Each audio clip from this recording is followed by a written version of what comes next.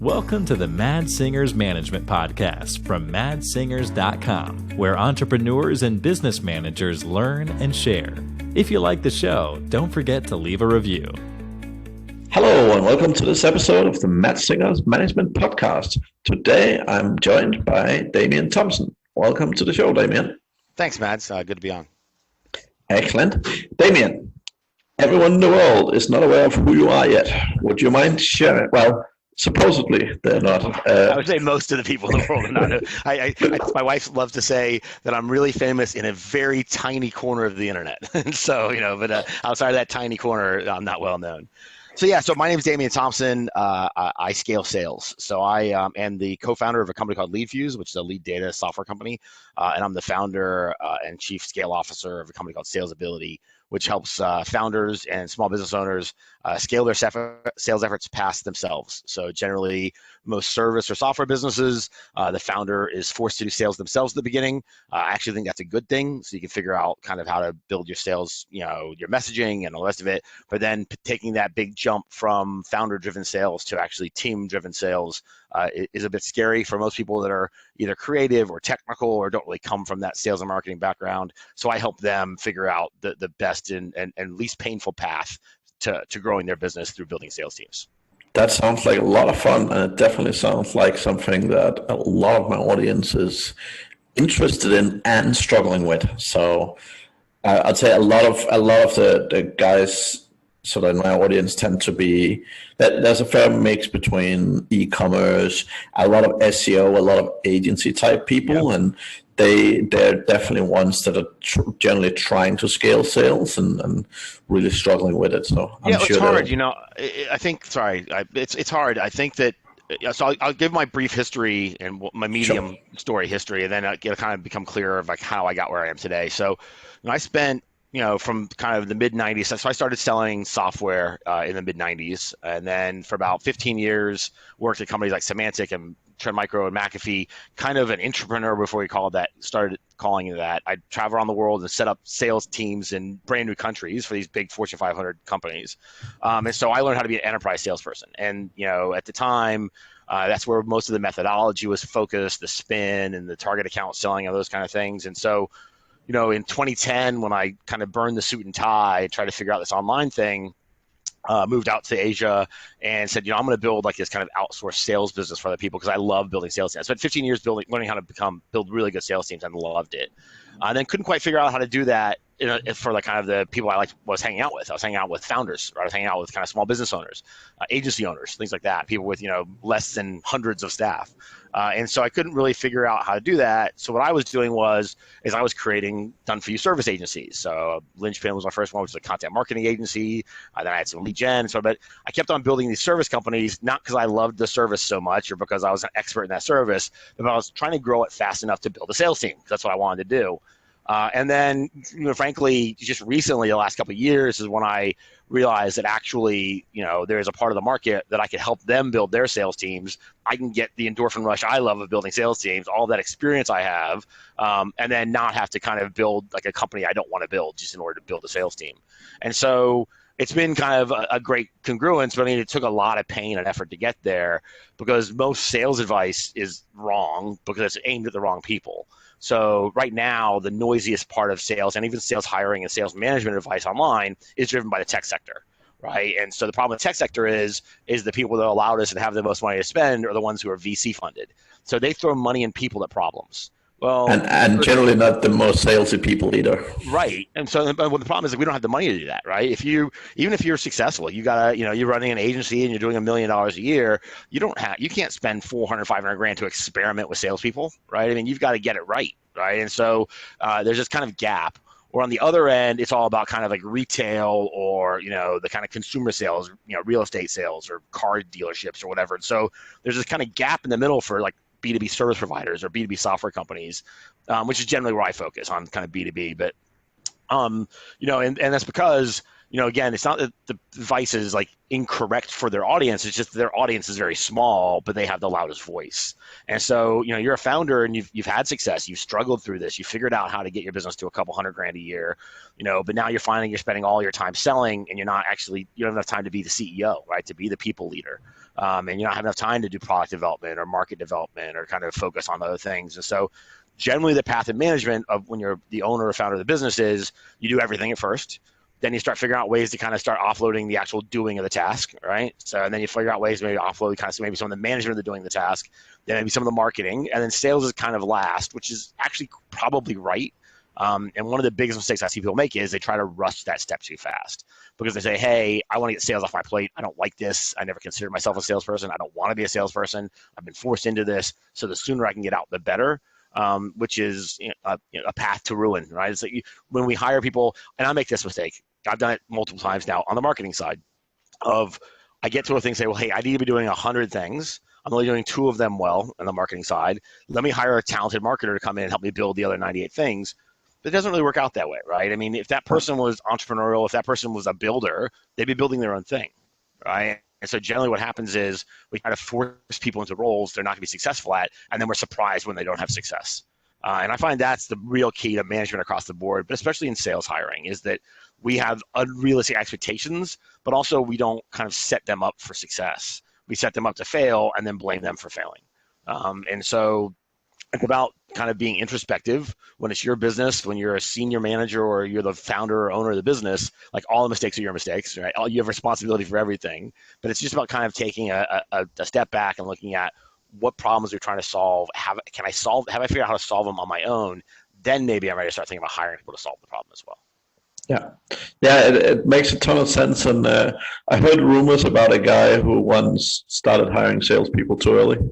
I don't want to mention his name, but I mean, I've done it. I mean, but in too early is a funny thing, So in LeadFuse, the software company I'm a co-founder of, sometimes it takes a while to figure out the model. And so when we first build that, when you're a hammer, everything looks like a nail, right? Yeah. And so I build sales teams. And so I came in and said, let's build a sales team. And so we started building a sales team, thinking that we're going to build this big enterprise type sales business. And it turned out that wasn't really the key market for us. And so we had the kind of visions of this software being, this kind of end-to-end, multi-channel marketing software, outbound marketing software. And it turned out the real problem people want to solve was good data. They wanted good, clean data.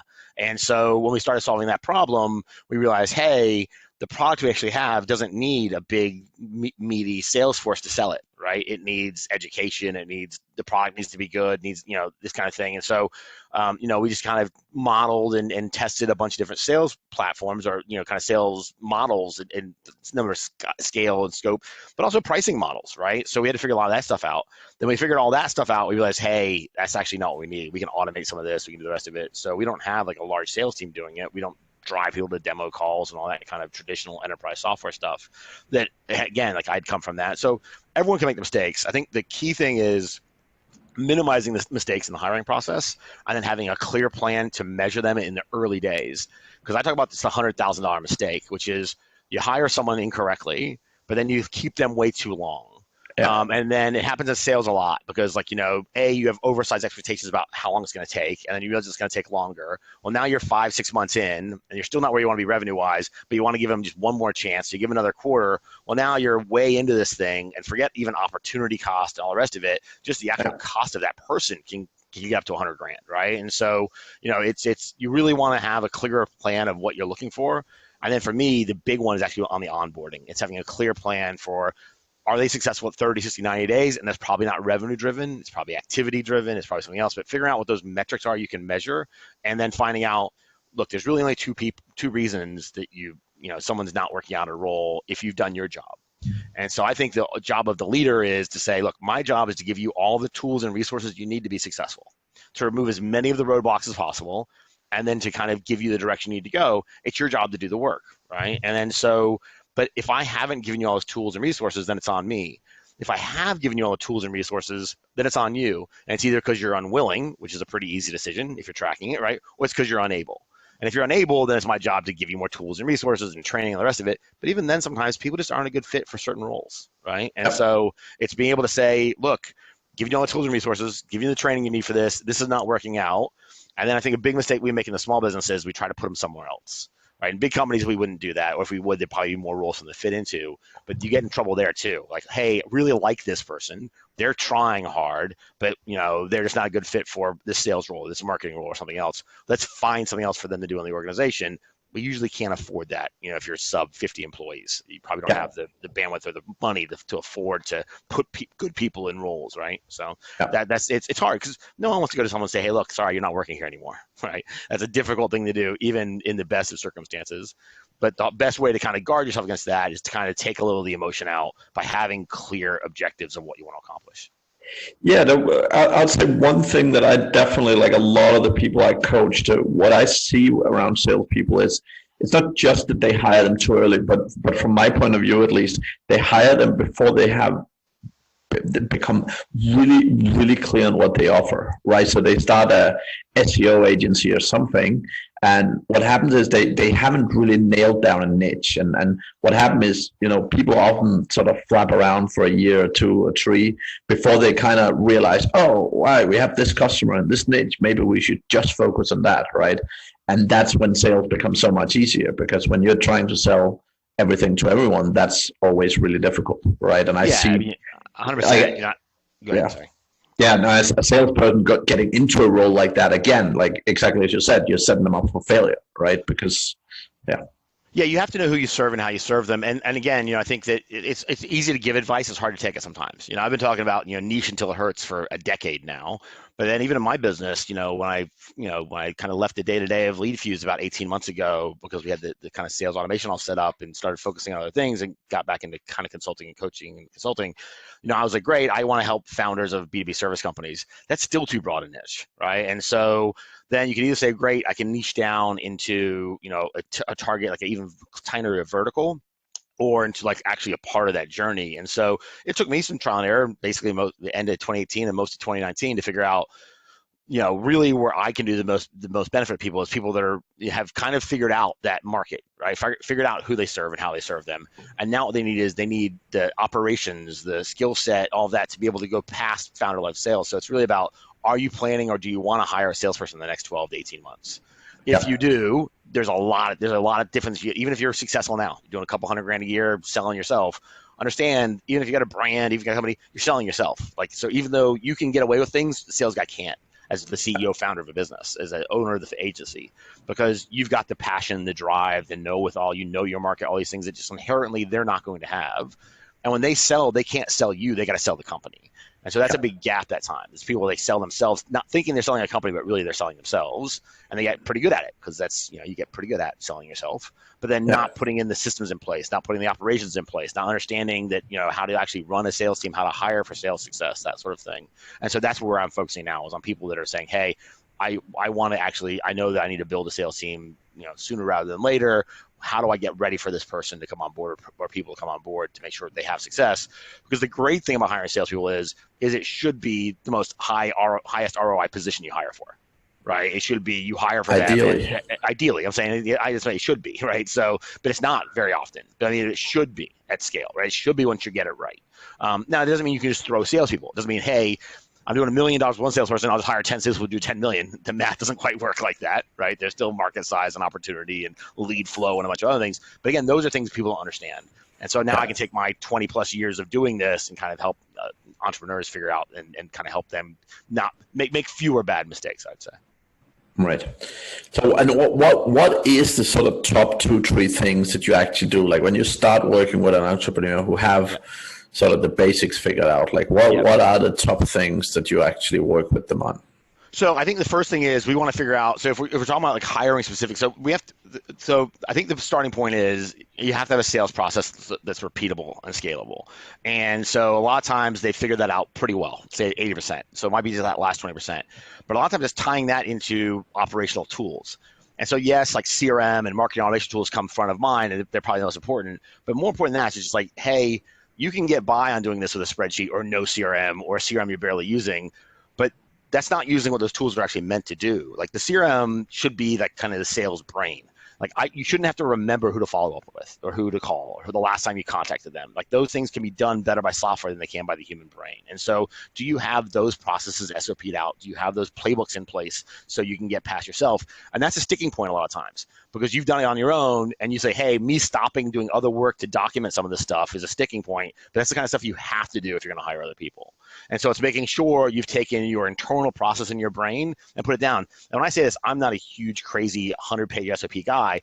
Bullet points to start. Who cares? But just make sure it's documented somewhere. So that's the first piece. The second piece is just understanding, defining actually what kind of sales role are you hiring for. There's essentially 3 types of salespeople, quote unquote. So there's lead generators, right? So like opportunity generators. There's revenue generators, the people who actually get them to sign on the dotted line, and there's revenue expanders, right? Customer success, account management, that sort of thing. It's understanding which of those 3 functions you want them to do. And many times for small businesses, can they do 2 of the 3? Can they do 3 of the 3? I would generally say you can't do 3 of the 3, but 2 of the 3 is not a bad way to start. And so this is, again, where some bad advice out there. So you read Predictable Revenue, you read the Sales Hacker, you see all these kind of tech-driven sales process, and they're all like hyper specialization, right? I've got BDRs or SDRs that all they do is lead gen. Well, cool, that works when you can afford that. And even then, it's showing its wear and tear now because they're just turning into form takers. Well, I can just do that with a form, right? I don't need that, right? What people want, what a customer wants in their sales process is they want to, feel like they're getting their questions answered. They want to feel like they're not just being driven down the same tack everyone else is. They want to feel different than everyone else. And so trying to force them into our process that isn't work, it's inefficient, is something we do a lot because we're modeling companies that aren't like ours. And that's, I think, a big problem. So it's about saying, great, where can we do this? And a lot of times, I think the way to do that is saying, well, in the old days of selling 20, 25 years ago, we used to talk about hunters versus farmers, right? And so it was just kind of generally, most people in sales have a predilection to one or the other. Now, you can become good at both. I'm a hunter. I love the hunt. I love the win. I love the learning new things. I love getting new customers. I love doing all that. So then maybe if you're hiring for someone like that, they'd be doing some lead generation and revenue generation, right? Signing them up as well. And then you have a different account management or customer success function, right? And that you could do it that way. Many times as a founder, the best way to do it is say, hey, I'm going to be the account management function. I need this. Or I'll be the person who's actually getting the sign on the bottom line. What I need is someone who can kind of go find them and they can kind of manage them after the sale, right? Because I'm great at doing the presentation. And so it's defining what roles who's going to play, including yourself. Understanding, and the last one is understanding, okay, when I onboard them, how do we do it? So like the biggest thing I can say about hiring for sales, what makes it difficult is, I spent a lot of time in tech and spent a lot of time hiring salespeople and sales engineers, and I've hired well over 500 people in my career. And my first kind of hiring maxim was engineers complain and salespeople are lazy. Now, that's not accurate, right? But there's some truth to it. And there's some truth to it because, look, it makes sense. Engineers complain because their problem is to problem solve, right? Their problem is to look for problems. So that's what they do, right? And so they look for problems. And so when they look for problems, sometimes that means they look for problems everywhere, right? And they're very process oriented. And so they want efficiency. And so that's why it says, and on salespeople, it's not that they're lazy so much. It's that, they're looking for shortcuts. They're looking for ways to kind of cut corners because they want to do volume. They want to do more. And those are actually by themselves good features to have or good kind of personality traits to have for those roles. Unfortunately, they can obviously extrapolate down to bad things. On the sales function, it's one of the few white-collar professions where you can make 6 figures a year, and the difference between being mediocre and being great is your work ethic, right? And we say things like work smarter, not harder. That's kind of BS in sales. In sales, you need to work smarter and work harder. Like if you're twice as good at me at selling, but I work 3 times as hard, I'm going to win more. You know what I mean? Like that's the reality of it. And even when you get good, the reality is that there's a kind of human nature that Maslow's hierarchy of needs of like, hey, I'm doing good now, take my foot off the accelerator a little bit, right? Where instead what should be happening is I'm doing good, let me continue those good habits I had of prospecting, of doing the hard work, of doing the grind stuff, because that means I can go from good to great.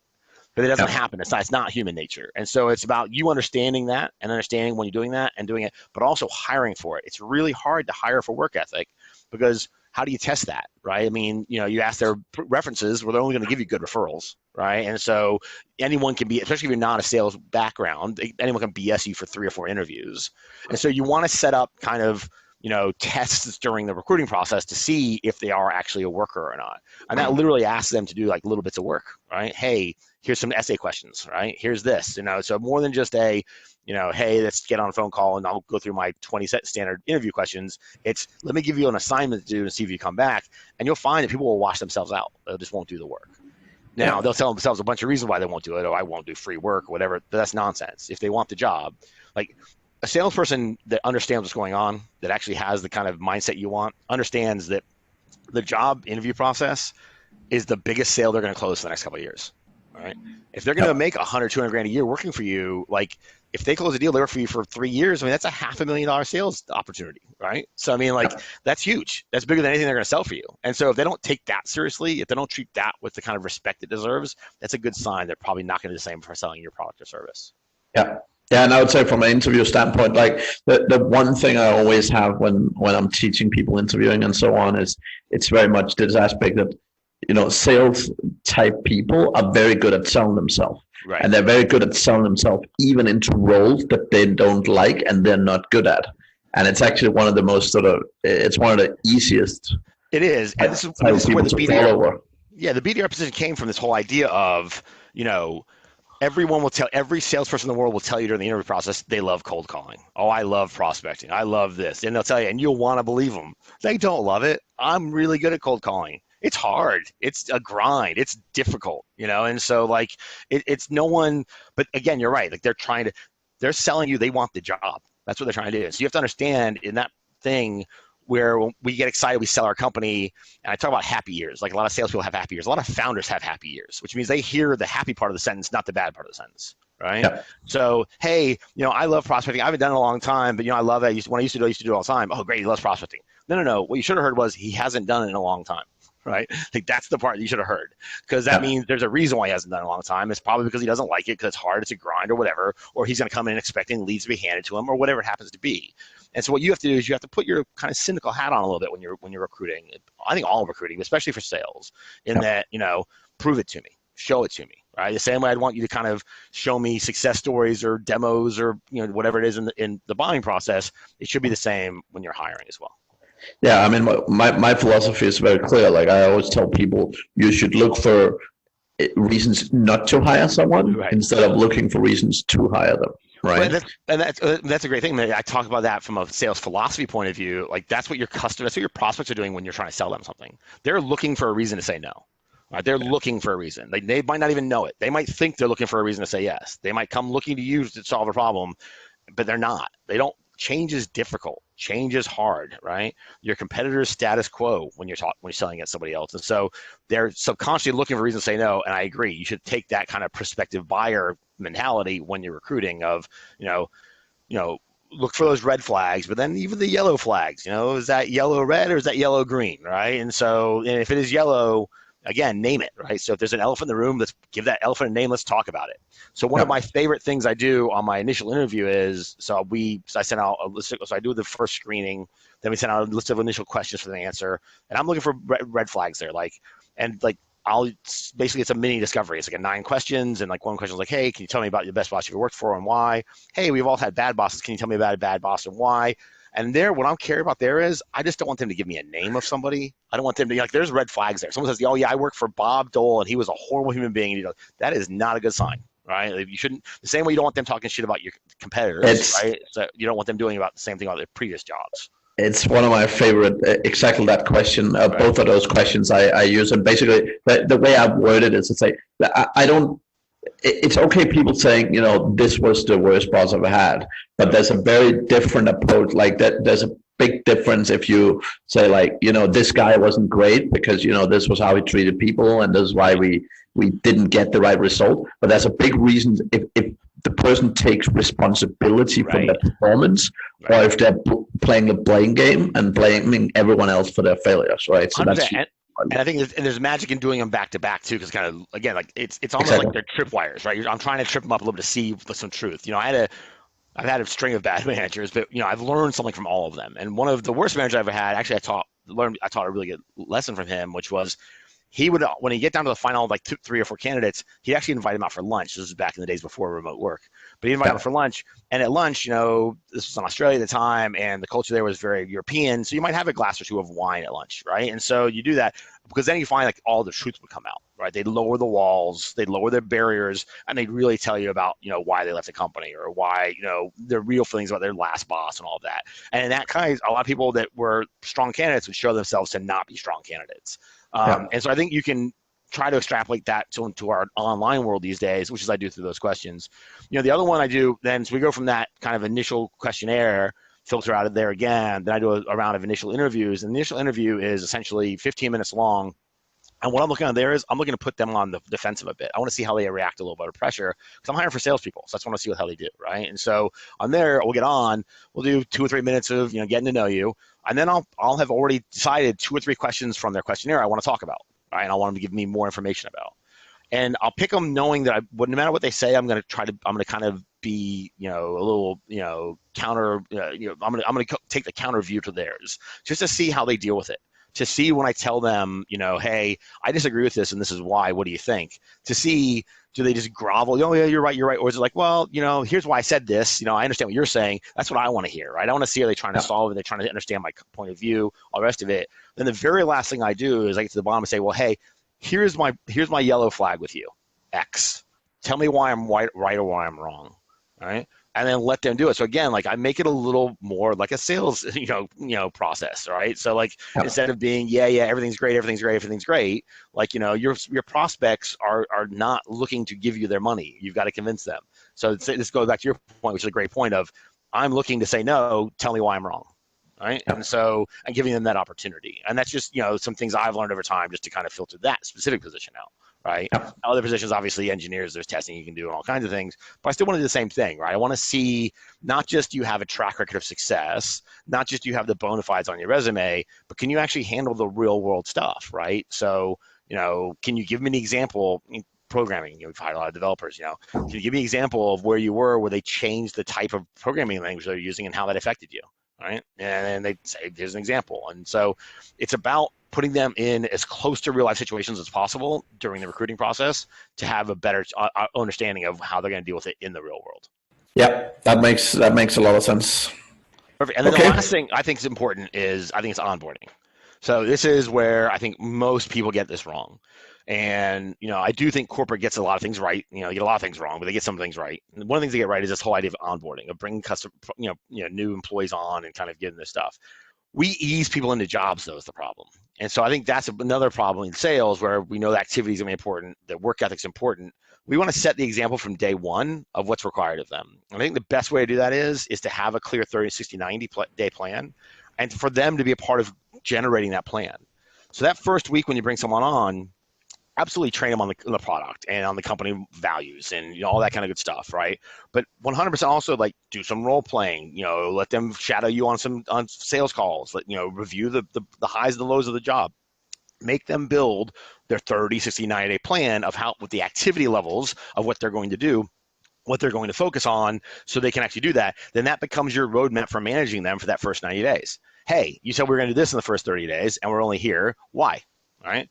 And you're not generally making a decision in the first 30 days unless, it's a real clear no. But by 60 days, you should know whether someone's on track or not. How well have they adapted to the real life situations? How well have they, been, and you'll get some stuff wrong too. And that's okay. You can be kind of fluid. But having a roadmap, a plan is important rather than saying, great, this is how much you get paid, and I expect you to do $10,000 a month, $100,000 a month, whatever that number is. And, oh, shit, 3 months in, you're not doing it.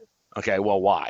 Well, it's probably because you didn't have a clear plan of their activity levels, you didn't have a clear way of measuring them, and you waited until revenue came 3 to 4 months later, and then you find out. Well, waiting for 3 to 4 months to find out someone's doing their job is a ridiculous way to lead people. And so you need to have a kind of clear plan on what that looks like and have them involved in building the plan so they buy into it. Yeah, no, it's very, very similar. One of the things I always tend to say in the beginning when you hire new staff, and it depends a little bit how junior or how senior they are, but I always say like build this either 1 or 3 month plan or something, like have a little bit longer one. But I also try and always encourage people to give people something right out of the gate, something that's really easy to, not really easy, but something that's not too difficult to solve. Because the one thing that I've I've seen it on myself, but I've seen it on other people as well, is when you join a brand new company, like when you join a new business and, you don't know anything, you don't know anyone in the business, everything can seem a little bit overwhelming. And I've always seen very good results from getting people like an early win to kind of boost their confidence and sort of boost their faith a little bit. 100%. So that's definitely one thing. But I totally agree with having sort of a clear guideline for them, because again, also for people, the thing is when you join a new business, you don't know, like, what does boss man think? Am I good enough? Am I struggling? And you also don't know the person you're working for, right? I mean, like, so you don't know, like, a lot of times I hear complaints from people like, oh, I by this time I expected them to take more initiative. I expected them to be doing more on their own, but they don't realize that all the signals they're selling to them is, hey, wait for me, right? Like, hey, come clear everything by me first before you do anything. I wonder why they're not taking initiative. Well, they're not taking initiative because you might be saying take initiative. What you're really saying is clear everything through me. Right. Yeah. And so, like, almost every business problem is the business owner's fault, right? I mean, like, that's the reality of it. Like, that's the reality of the buck stops here, you're the boss. But too early in hiring and team leadership, especially in sales, we want to blame the person. We want to blame the employee, right? And so it's easier to do that. I think it's human nature. And so generally what I say to people is like, look, I love the quick win. I think it's a great way to look at it. The other one's like, start giving them autonomy early. Right? Say, hey, here's the end goal. Here's a framework I've seen work be successful, but I want you to take ownership of this, right? You tell me what you want to do. You tell me what you think. Let's test it, right? And the idea of like the 30 is like, hey, we're going to wait 30 days to do something. We should be coaching and doing, one-on-ones weekly until that point, right? And so, like, hey, we were going to try this cadence for outbound lead gen, or hey, we're going to try tweaking our demo this way, or we're going to try tweaking our proposal this way, and we're going to try tweaking this way. How's that going? What would you change? What should we change? And you bring ideas to this meeting, not just sit back and wait for me to tell you what to do. Yeah. Yeah, and I would say, so my philosophy is very clear. You should do one-to-ones every week with everyone, always. Yeah. So even after the first couple of weeks. No, I agree. So I'm a one-to-one weekly and all hands once a month. I think that's the right cadence, I think, in most situations. Cool. Yeah, that makes total sense. And what do you see from, so a lot of business owners, they get started with this and they actually find a great candidate, right? What's sort of the next, sort of, you go through the onboarding, someone is there. What's the process from there onwards? Is it just easy going, or like what's the challenges? Specifically, yeah, I love it. So, because let's go back to this is a great kind of segue from the one-on-one. The one-on-one should be about them, right? And so what I see too often on one-on-ones is this is where we start talking about like, specific opportunities with specific customers or specific problems in the business, or whatever. And so really the one-on-one should be about them and their growth and like how we can create those resources and tools for them to be successful. You need to have other specific laid out meetings in a weekly basis. So like a pipeline review is a perfect example. So we have a separate meeting every week, which is called the pipeline review. Now it's only one person. It's probably you and that person working, right? But once it starts getting bigger, your team gets bigger, this becomes even more important. So, we track these things in the CRM, but what we want to do is we want context around that. So we come to these pipeline reviews with this idea of like, great, at what stage, and we start from the bottom of the funnel to the top of the funnel. So great, you've got 3 people in this kind of final decision stage, whatever you want to call it. Why are they there? What have we done in the last week to move them forward? And we're talking specifically and tactically about sales opportunities. That shouldn't happen in a one-on-one. That should be a separate thing, right? The one-on-one should be about them. And so you do a pipeline review, for example. You might do, and again, that's a weekly thing. So pipeline reviews weekly, one-on-ones weekly. And this is, I think, the biggest mistake people make when they get management is they think that I'm going to hire people and it's going to free up all this free time for me to do other things. It doesn't. It just shifts your time focus. So instead of spending time selling, you're now spending time leading and managing. You're spending time building systems, building operations out, building the things that you don't have for them to be successful for you to scale to that next stage, right? And so, and that's, I think, the biggest, not just hiring early, but hiring at any point, this misconception. I tell people all the time that actually, when you hire someone, that first 30 days or so, you're going to be doing more work than you've been doing right now, right? Because you're going to be doing your current day-to-day job plus helping this other person do their job, right, at a pretty high level, pretty big, intensive kind of time commitment for them. And so understand that. Understand that's what's going to happen, and and then in that say, great, how do I become more efficient over time? Sure, but really that efficiency is not, all advice that's like very, absolute is almost always wrong, right? So if anyone has, this is the only way to do things, they're trying to sell you something, right? Or this is the one way, it's probably wrong. So I think that, you have to be open to some ideas and to some other ways of doing things. But, it's like the whole, meetings are evil kind of idea. Yeah, bad meetings are bad, but good meetings are good, right? I mean, so just have an agenda for those meetings. And that's why I think it's very important. I'd rather do a 20-minute meeting every week than do a really poor 60-minute meeting, once a month, right? And so it's just figure out exactly what the goal of that meeting is and how you're going to do it, and then what you want to get out of it, and don't let them go much longer than that. And it can happen, but you're probably going to be adding more standardized calendar meetings to your calendar when you've got people. And this is why when you go for big companies, like when you work in, Fortune 500 or, large corporates, why they put kind of limits on the number of direct reports you can have, because you can only have so many direct reports before they dominate your entire day. Right. And that's the same for me. I mean, I give the same recommendations when you're in a smaller business, right? Like you should only ever manage small. many people. Yeah. It's more important when you're small because you're also probably the in-house accountant and the HR manager and everything else as well, right? So you have to start thinking, wait, at what point how many salespeople do I start need to have a team leader or a sales manager or somebody else? And again, you don't have to have all these answers right. You're going to get most of them wrong, but you need to start thinking that way. Right. Yeah. And again, this is that absolute advice. Meetings are bad. Flat organizations are good. Blah, blah, blah. No, it depends, right? On you, on your business, on your people, on a lot of things. But even in flat organizations, you'll start to see once a section of the business, once a business unit starts growing, there'll be leaders there. There has to be, and then your job becomes going from being the founder-driven sales to being then kind of that you go from salesperson to sales manager to head of sales to CEO. Right. But the only way you can do that is those roles get filled by other people, because you can't just remove those roles. Right. They just get filled by other people as you grow the business.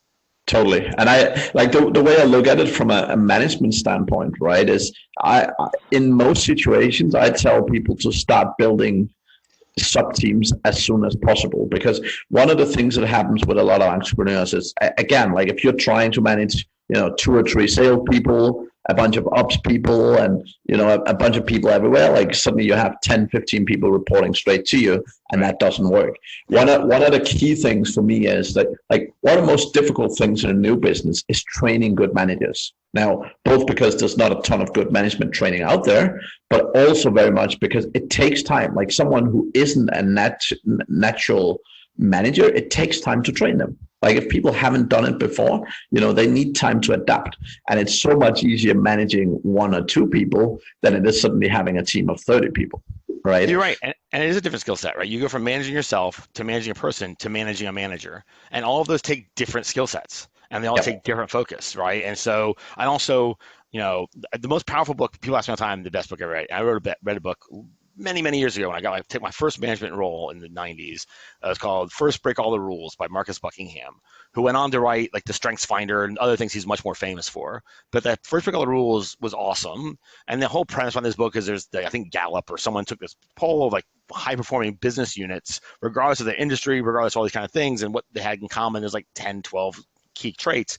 But a couple ones that stuck with me. One was, employee satisfaction comes from them being able to do something they feel they're good at every day, right? And so once you take someone and say, hey, you're good at this, maybe you can do something all day you hate, that's going to lead to bad employee satisfaction.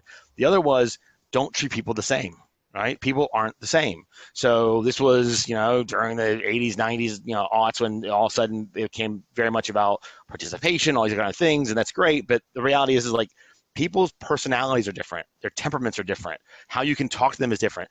It's truly, this is where the coaching metaphor plays really well. If you lead athletes, some need attaboys, slaps on the back, some need to be, you get in their face, and you have to figure out who they are, and everyone's different, and it takes time to figure that out, right? And it takes time to figure out it can't just be, this is my leadership style, this is my management style, bend to me or you don't work here. That's not the way to be a good leader, right? Yeah. The way to be a good leader is hey, yeah, this is where my natural style is, so I'm naturally going to be, attracted to people that do well in this style. But there are really high performers out there that would be really great if I change a few things about myself, right? If I soften some of those hard edges, if I kind of did some of these things differently, I could get someone who could be a star, or I could just be my way or the highway and just get used to it. And generally, that's not a good long-term strategy, especially when you get into the managing managers piece.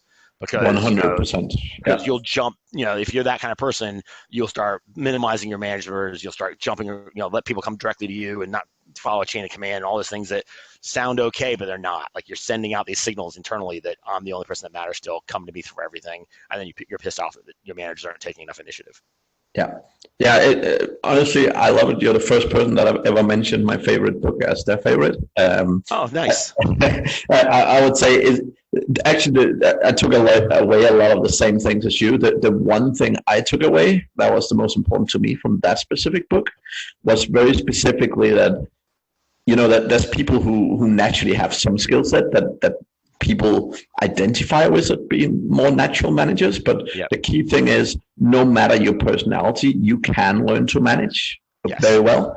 The key thing is don't try and mirror what, popular leaders are doing. Figure out what works for you and do that. So not just treat everyone as individuals, but also figure out, what is your strength as a manager? How do you become the most valuable manager? Because the biggest thing I see, and the reason why I always recommend people this book, is because they're like, oh, well, Elon Musk is doing things this way. And I'm like, yep, but are you an asshole that's gonna phone up your staff at 3 a.m. in the morning and expect them to answer your phone? No, that's not you. Well, you won't be like Elon Musk, right? Well, that's funny. We had this conversation this weekend about sociopaths and as leaders and stuff. And I was saying, look, the problem is we model sometimes people model themselves on people about like one or two characteristics. They don't miss the rest of it, right? So like Steve Jobs, did not treat his early employees well. Like took a lot of their stock options. He did a lot of horrible things over his career. Yeah, he did. He was visionary in certain areas. Same with Elon. And so I used to talk about, so Jack Welch from GE was like the model manager when I was coming up, right? And but then like he had nicknames like Neutron Jack because his whole be first or second in our industry to get out meant that he laid off tens of thousands of people, right? They get, a lot of these big powerful CEOs, be man or female, they're on their second or third marriage. They don't have relationships with their kids. Like, you got to look at the whole picture, right? And so like what drives you to do that is the kind of person that drives you to call your people at 3 o'clock in the morning because it doesn't matter about them. It doesn't matter about their lives. It doesn't matter about their families. It's you all the time. And so that's it. The only thing about the book about treating people different is, and this is, I think, the hardest thing for people to swallow, but it's 100% the most important is, you should be spending more time trying to get your B players to A players than your D players to C players or A or B players, right? And so the problem is that's exactly opposite to what we do. We look at a team, we look at the person that's struggling, and we give them all our attention, right? And so that's cool. If they're struggling, you find out quickly they're struggling because they don't have the skills, they don't have this, you can train them up, awesome. But a lot of times it's just because they're just not going to ever be good at that thing, right? And so we give this disproportionate amount of time to mediocre or sub-mediocre players when we really should be spending that time and attention on our really good players and making them stars. And like there's just the return on that is just so much different, so much better for you. Then also what that does is it creates a culture of that internally as well, right? It creates that this is the kind of talent you start attracting. This is the kind of thing that's understood. And it's a much nicer way to run your business when now you're focusing on winning, you're focusing on getting better at something you're good at rather than and this is why Buckingham then went to the whole strengths finder thing, right? That's because that's the thing he took out of it was like, hey, focus on your strengths. Don't worry so much about your weaknesses. I make them so they're not, catastrophic, right? If they're that bad, but really you're better off focusing on what you're good at, making yourself great at it. And it's the same when you're on a team. Focus on your good people, trying to make them great, not your mediocre people trying to make them good. And you're pretty much going through all my management training right now. Nice. So that's it's exactly the only one thing is I like Strength Finder, but I fell deeply in love with DISC behavioral assessment. I did Sandler's big on DISC too. Sandler sales training was really good, and I agree. And I think DISC is also broad enough that it does matter, and it's true. Like, I mean, my personality type, I am more outgoing, and I do make decisions like that. Do I have some, introspective intellectuals? Sure. Do I have some this? Sure. But the reality is that people do naturally fall into that hunter, farmer, directive versus, indirect versus this, and so there are definitely those buckets, and I agree. And the Strength Finder, I think. The problem with it is that it's just there's too many classifications, right? And so it's, I would agree. I mean, the fundamental thing for me with DISC have always been a very simple one compared to everyone else is it's very, very easy when you learn it to actually tell people by just looking at them. Like, as I always say, when someone I don't know sits down next to me in an airplane, I can generally tell them things about themselves they don't know. With a lot of people, right? And it's like the ability with DISC, and the same in interview situations particularly, like the ability to actually tell people's personality very, very simplistically, is so easy with this when you're good at it. And I think that's where, for me, it just beats the hell out of any of the other sort of behavioral systems. Agree. So excellent. Well, Awesome. That sounds really good. Thanks, Mads. I appreciate your time, man. That was a lot of fun. It definitely was. Damian, if anyone wants to get hold of you, what's the right place? Salesability.com. It's sales and ability all mashed together, no hyphen, no space. It's .com, obviously, or they can email me. I read emails, so send me an email at Damian@salesability.com or .co. Either one will work. Follow me on Twitter, Damian Thompson. Get in touch with me if they got a question. I'm happy to answer any questions, real quick questions, and help out. And if anyone wants kind of a deeper conversation around how to build a sales team or when they're ready to build a sales team or not, just go ahead and reach out, and I'd love to help in any way I could. Amazing. Well, thank you very much for being on the podcast, and see you all next week. Thank you for listening to the Mad Singers Management Podcast. Please leave a review. It means the world to us. You can also learn more about management at madsingers.com.